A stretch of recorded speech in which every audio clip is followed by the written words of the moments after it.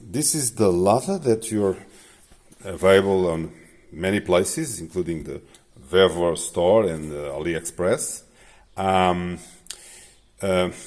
So this is the DRO, which is magnetic, and you can see the DRO is now mounted on this rail, right?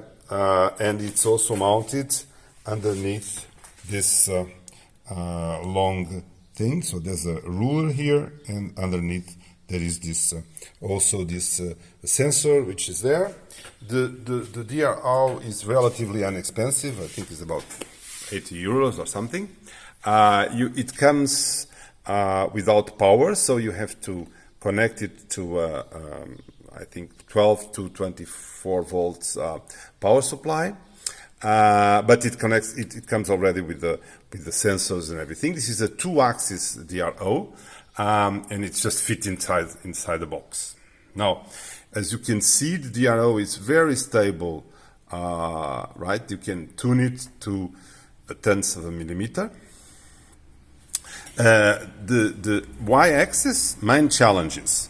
So first of all, you do not have space this is a magnetic sensor, a kind of ribbon that is just beneath a cover that comes with it, a cover which is a stainless steel cover or some metal. So the simplest way would be to place it on this side, but there are two disadvantages. First, there is this connection here that comes with a quite handy tool to hold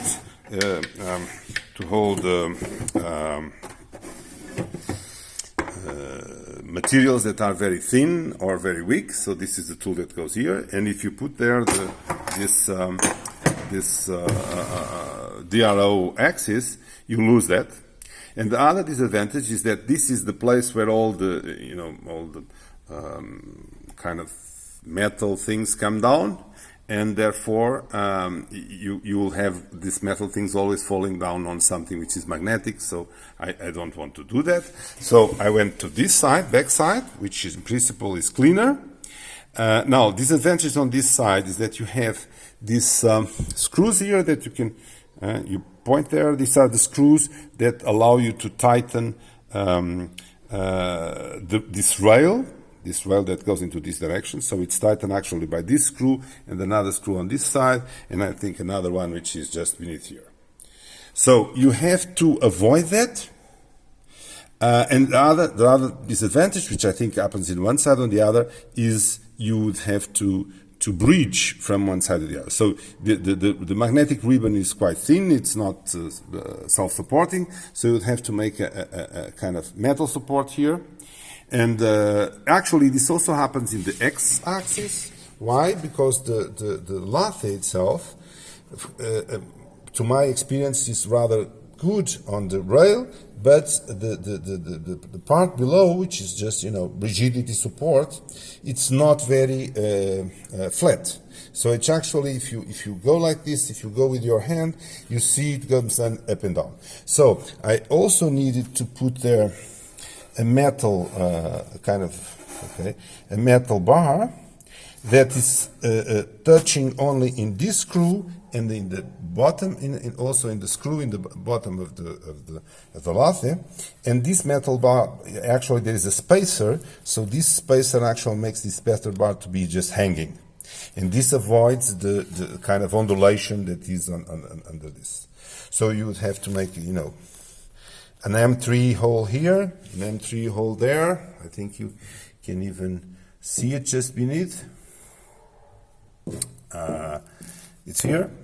And then you have to just remove this part and screw the sensor beneath it. It actually, once it's there, it works rather nicely. So you see it's smooth, and you can point it. So that's the main thing. Of course, you have to make sure that the thing is more or less aligned with the sensor. The sensor says, I think the distance from the sensor to this kind of ribbon that comes with it is 1.5 to 2.5 or 2 millimeters. If you go further away, you start to get a bit of noise. And of course, if you go very near, then it's a bit fragile if some of this metal debris comes in. Okay, so that's basically it regarding the installation of the DRO. It was pretty straightforward. Let me